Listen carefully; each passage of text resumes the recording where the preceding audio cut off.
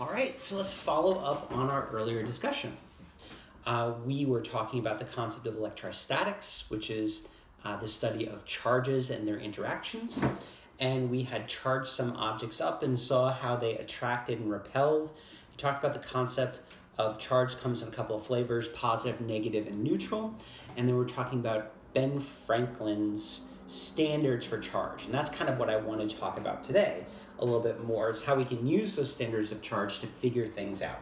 So I have a normal balloon here, right? So just to remind us all of what we're talking about, I rub the balloon on my hair, get a fairly good effect there, right? So I think what we can figure out is by rubbing the balloon on my hair, either the balloon became positive and the hair became negative, or the hair became negative and the balloon became positive, but they are both definitely charged and charged oppositely, because I think you can see that great attractive effect. So we'll come back to the balloon and figure out whether the balloon is positive or negative later. I'm just going to stick that on the wall there. Actually, you can see if I can stick that where you can see it. Yep. And so the balloon is sticking to the wall. We'll describe why that happens later, but I kind of want to go back to our pieces of tape from yesterday and see if we can figure out whether they're positive or negative. And to do that, we're going to use our standards. So if I take something that's known, a charge that's known, so this is a piece of rubber and a piece of fur, and I rub them together, voila, this is now negative and this is positive. And as I was doing that, I hope you can hear that crackling, right? That's the charging process going on, and apparently we're having a very good day for this, so we're getting a nice strong charge on this, right? So this is negative. Why? Because Franklin said so. You know, every once in a while, your parents just say, because I said so. That's the same situation. Sometimes those things are true. So what's next? Well, if I take a piece of glass, so it's a lens here, and a piece of silk, so I have a tie, silk tie here, and I rub them together, I'm not getting as great of a charge with this, but this now becomes positive. Something that's a little bit more usable, I have this strip, and it's hard to see because it's clear, right? But it's like a clear ruler, a certain type of plastic that I've rubbed out on the silk. Once again, positive, negative. But those are the standards. So what I'm going to do here is, behind me I have a couple of pieces of tape, one flat on the table, and then one that's flat on the table with another piece on top of it, like we prepared in the previous video. And I'm going to hang them up here, and then we're going to use the standards of charge so we can see if we can figure out the flavors of those charge. So give me a second here. So let me pull A off. Boom, there's A. Hang that there, whoops. Okay, hey buddy, there you go. And now let me prepare D. Gotta go quick here, boom, boom, and there is D. All right, so quickly, let me get my negative object here. Here we go. Oh man, look at that. Look how tape A is repelled from that, and look how D is attracted to that. That must mean that piece of tape A has what flavor of charge? Hopefully you said negative, because we know that this is definitely negative. That means A also has to be negative if it's repelling, and notice that D is attracting, so that means that that's positive. Now let's just double check that with our silk and glass. Okay, oh yeah, cool, the opposite is happening, right? D is repelled and A is attracted. Once again, if this is positive, that means that's positive and that's negative. There you go. So, real interesting there, we were able to figure out using the standards that the piece of tape that was on the table must be negative, and the piece of tape that was on top of the other tape must have been positive in that interaction. And that's how we do this, figuring out what charge or flavor of charge things are, by just doing comparisons. Now, you'll note a couple of times here that, if you notice that both of the pieces of tape are attracted to my hand, which is weird. Because am I positive or negative? Now, you might be laughing to yourself. Yes, I am generally a little bit of a pessimist. Yes, I'm negative. Wahahaha. But something else must be going on as well. I'll let you know that I actually am neutral in this, and that both of these charged objects are attracted to neutral objects. That's why when you did the experiment yesterday, no matter what, everything was attracting to you, whether or not the pieces of tape were, because all charged objects are attracted to all neutral objects. And that was the reason why, by the way, if you saw the balloon was able to stick to the wall, the balloon was charged, but the wall is neutral, and so they're attracted. So let's actually see if we can figure out now the charge of the balloon.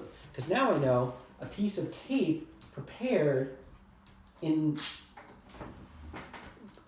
by putting it on the table, has a negative charge. So we know that's negative. Let me prepare the balloon now. All right, we know it's charged. Oh my God, look at that. Look how strong that effect is, right? That the balloon must now be, and if you said negative, you're right, because it's repelling this other negative object, because two objects with the same flavor of charge always repel. Okay, so let's just look at another demonstration of that.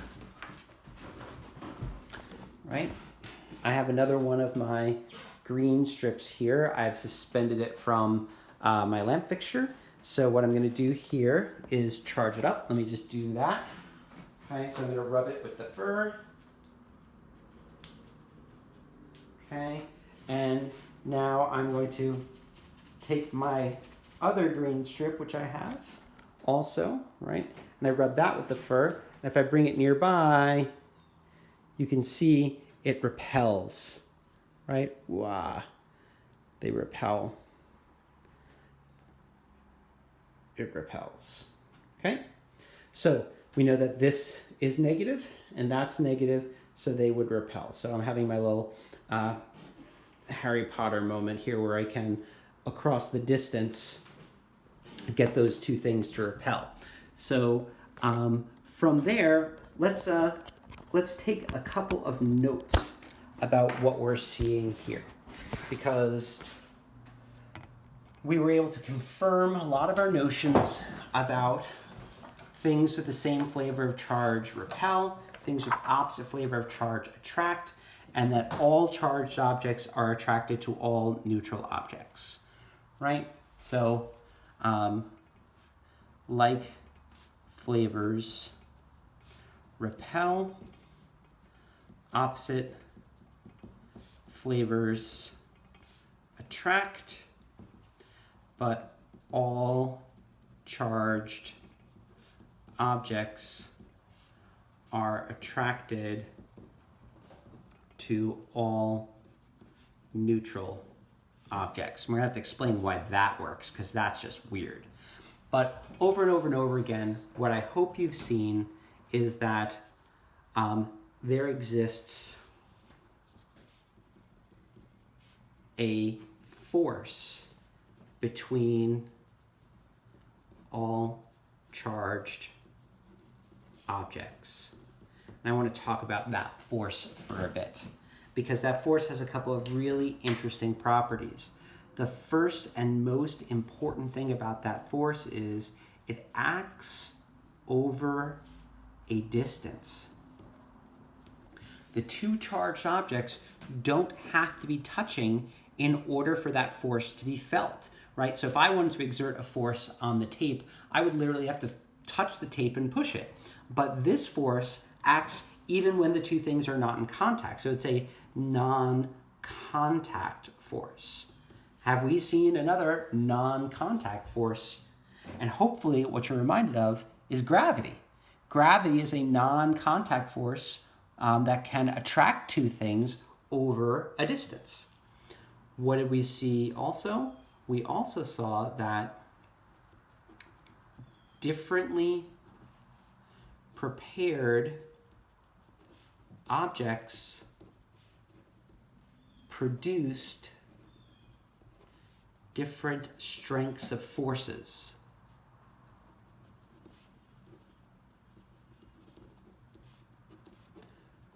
That balloon produced a huge effect. Well, why is that?